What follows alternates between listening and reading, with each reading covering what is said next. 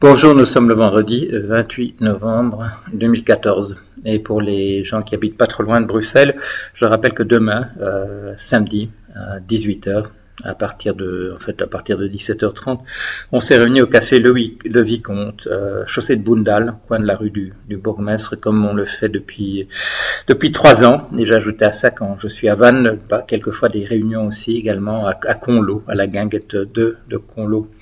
Et d'après un message que j'ai reçu en relation avec le spaghetti, je sais que demain nous serons nombreux. Ben voilà, mais n'hésitez pas à vous joindre quand même. On arrive toujours à faire de la place pour ceux qui viennent. Je viens de mettre donc l'appel mensuel pour le mois de novembre. Nous sommes à la fin du mois, il manque encore de l'ordre de 600 € pour atteindre l'objectif. Et depuis 2009, depuis que la formule existe, depuis que je suis rentré des États-Unis et qu'on vous avez voulu me dissuader de chercher du boulot, je ne sais pas si j'en aurais trouvé, mais en tout cas vous avez essayé de me dissuader de chercher. Et c'était l'époque où on imaginait qu'on allait s'arracher mes talents pour enseigner dans les écoles, dans les facultés de sciences économiques ou dans les écoles de commerce. Et bon, la bataille n'a pas eu lieu, mais de toute manière, m'avez permis de vivre 3 ans selon cette formule-là, 3 ans jusqu'à ce que la vraie université de Bruxelles crée cette chaire Stewardship of Finance et me demande d'en être le détenteur. Et le blog lui-même, il date de février 2014, et c'est donc 7 ans, ça fait 7 ans et demi. Oui, 7 ans et demi. Ce qui veut dire que quand j'ai commencé à le faire, le blog, j'étais de 7 ans et demi plus jeune que maintenant. Et c'est en fait de ça que j'ai envie de vous parler. C'est ça l'idée qui m'est venue en rédigeant cette petite notice tout à l'heure. J'avais 60 ans et demi au moment où j'ai commencé le blog. Et on peut ajouter donc 7 ans et demi pour calculer mon âge si on trouve que le calcul présente un intérêt quelconque. Mais de quoi je voudrais vous parler, c'est d'une chose qui m'avait frappé quand mon père a pris sa retraite, ou sa pension, comme on dit en Belgique. C'est que cet homme, qui était un homme actif, qui faisait plein de choses, qui était haut fonctionnaire, qui était professeur d'université, s'est retrouvé à devoir prendre au mot le fait que quand il serait libre, il pourrait s'adonner à la peinture, comme il le faisait déjà occasionnellement le week-end, mais de s'adonner à la peinture. Mais ce n'était pas son genre, en fait, de passer toute sa journée à faire de la peinture, bien qu'il l'ait fait et qu'il avait un talent suffisant pour faire des expositions et où tous les tableaux se vendaient, provoquant la jalousie de certaines personnes dans mon entourage qui étaient des peintres professionnels et qui, eux, disaient non, c'est pas possible, mais voilà. Mais donc, il s'est retrouvé à l'âge de 65 ans à devoir arrêter ses activités. Et ça l'a pratiquement tué. Il est mort bien des années plus tard, mais cette période entre les 86 ans où il est mort et les 65 ans, ça fait 31 années à ne pas faire ce qu'il avait envie de faire, ça l'a abîmé, ça l'a déprimé. Voilà.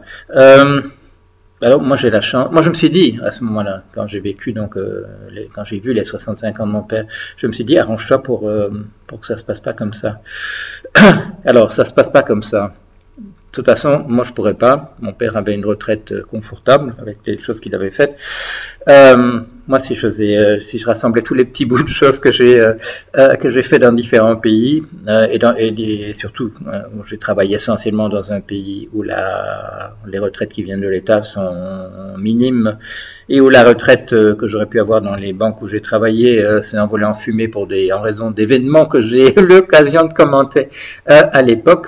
Excusez-moi, on a un feu sur la langue. Et il y est toujours.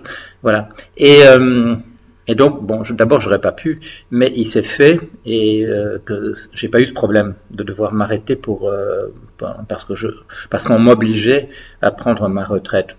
Et il y a un article récent sur le blog de Michel Less qui s'appelle l'arnaque et qui nous montre que quand on nous dit qu'on fait monter la retraite de 65 à 67 ans ou des machins comme ça, que dans la réalité, les gens qui travaillent dans l'univers du salarié, les gens qui travaillent dans l'univers du travail prennent de fait leur retraite bien longtemps avant maintenant, et que c'est un truc pour qu'ils n'atteignent pas le nombre d'années qui leur permet de recevoir une retraite décente.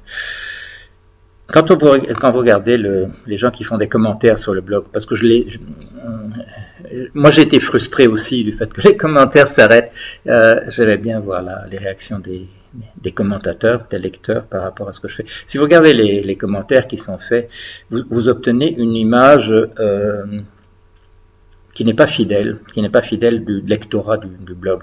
Les gens me disent, oui, c'est essentiellement des retraités qui doivent lire votre blog, puisque regardez les discussions, les gens l'expliquent en général d'une manière ou d'une autre, qu'ils ont arrêté de travailler à telle et telle époque, et on voit bien que c'est parce qu'ils ont dans les 60, 70 ans, 80 ans parfois. Mais le lectorat du blog, moi je peux le voir grâce à l'outil qui s'appelle Analytics de Google, parce qu'il regarde qui regarde le blog. Si je veux aller voir les chiffres, je peux les voir. La classe principale d'âge qui regarde le blog, ce sont des gens entre 25 et 34 ans, et ce ne sont pas les gens que vous trouvez nécessairement parmi les commentateurs. On me dit aussi il y a très peu de femmes qui regardent votre blog, et parce qu'il y a très peu de femmes qui sont commentatrices, et là d'abord c'est parce que les commentateurs ou les commentatrices n'ont pas nécessairement un pseudonyme qui signale qu'elles soient du genre féminin. Là, les chiffres aussi, les chiffres de Google montrent que les proportions sont de type 46-47% de femmes et 54-53% d'hommes. C'est pas une disparité tout à fait extraordinaire. Ce qu'il y a, c'est que les retraités ont plus de temps pour faire des commentaires ou faire les très longs commentaires qu'on voit. Il y a des gens qui écrivent... Parmi nos commentateurs, il y a des gens qui écrivent parfois, je dirais, une dizaine de pages par jour. Vous avez dû voir ça. Et ça montre que, voilà, qu'on n'est pas mort, et surtout pas maintenant, je dirais à notre époque, quand on atteint l'âge de 60 ans, de 65 ans, 70 ans, etc. L'autre jour, c'était quoi? C'était lundi, on m'a proposé un projet qui avait rien à voir avec ce que j'ai déjà fait jusqu'ici, et il m'a pas fallu non plus un quart de seconde pour dire, ah oui, quelle excellente idée, c'est très amusant, on va faire ça aussi, voilà. Le temps, et l'avantage aussi, bon, je veux dire un truc, quand on atteint mon âge, on a moins de soucis de faire des enfants qu'avant. Pourquoi? Parce qu'en général, on l'a déjà fait, et qu'on a des petits-enfants, mais enfin, des petits-enfants, c'est pas exactement la même chose que des enfants qu'on fait soi-même, et donc on a du temps en plus, et aussi, on dort moins. Ce qui fait que, si on a la chance d'être en bonne santé, et bon, il n'y a pas du bois autour de moi, mais enfin bon, je toucherai du bois dès que j'aurai l'occasion de le faire, quand on est en bonne santé, et qu'on n'est pas trop fatigué, qu'on n'a pas trop mal ici et là, eh bien on a un temps énorme, et aussi on a des possibilités qu'on n'avait pas avant.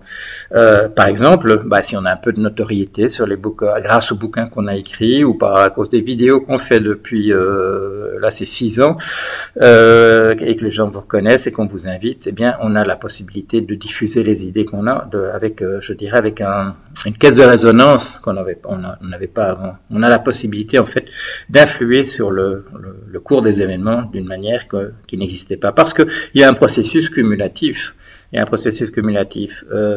Si vous avez des livres, il est important qu'on puisse les acheter, ça c'est important, ou qu'on puisse les lire d'une manière ou d'une autre. Moi j'avais un manuscrit qui s'appelait Le Prix et qui a été mis en ligne sur le blog pendant plusieurs années avant que je trouve un éditeur qui le publie. C'est pas la même chose. Comment dire? Le livre se vend, c'est un livre qui va se vendre en livre de poche dans quelques mois, mais les gens ont le sentiment, je ne sais pas, qu'un livre qui est uniquement disponible sur l'internet, en ligne, que c'est un livre au rabais qui n'intéresse en réalité personne. On n'a pas la reconnaissance qui est celle du livre imprimé. Bon, les mentalités vont peut-être changer, je l'espère pour ceux qui ont des livres en ligne, mais c'est pas considéré comme la même chose. Voilà, on dispose de temps, on dispose de... quand on a la possibilité de disposer de toutes ses facultés mentales. Et j'espère que je ne vais pas recevoir des commentaires en disant « Mon pauvre ami, vous ne vous rendez pas compte, mais c'est ça qui est déjà parti ».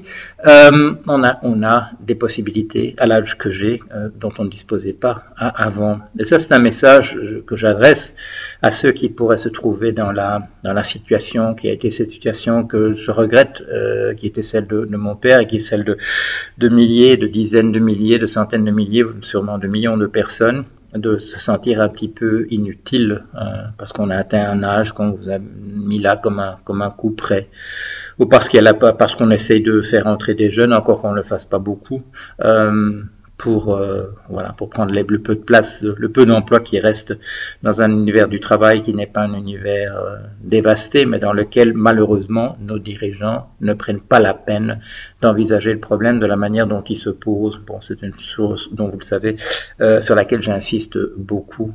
Il faut revenir là-dessus. Voilà.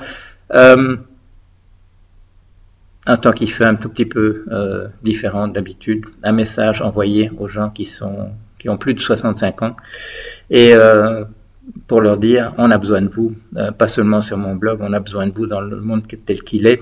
Vous avez des ressources qui sont là, utilisez-les. Ne vous morfondez pas, le monde attend votre contribution, elle est importante. Vous avez compris un certain nombre de choses, vous avez du temps, allez-y.